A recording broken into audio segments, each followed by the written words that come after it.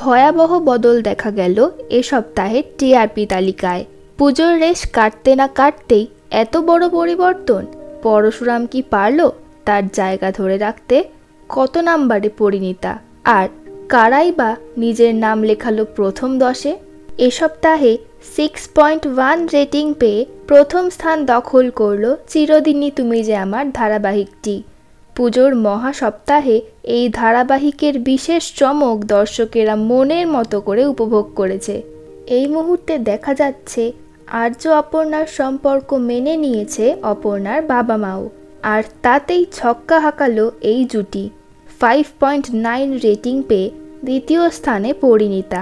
প্রায় 1 বছর হতে চলল এই ধারাবাহিক শুরু হয়েছে, তবুও রায়ান পারুল জুটি এখনও একইভাবে ধরে রেখেছে তাদের ঔজ্জ্বল্য।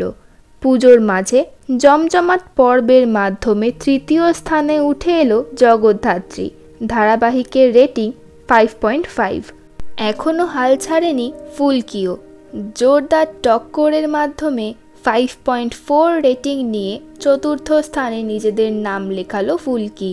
প্রথম 4-এ নেই স্টার জলসা, তবে পঞ্চমে জায়গা করল স্টার জলসার রাঙামতি তীরন্দাজ ধারাবাহিকটি, রেটিং 5.3।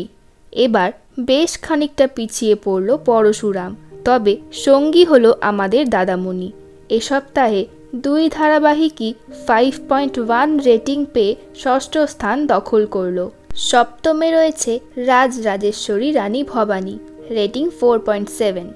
4.5 রেটিং পেয়ে অষ্টম স্থান পেল সদ্য সমাপ্ত কথা এ বিজুটি। নবমে রয়েছে 3টি ধারাবাহিক, তুই আমার হিরো, জোয়ার ভাটা ও লক্ষ্মী ঝাঁপি, সকলেরই প্রাপ্ত নম্বর 4.4।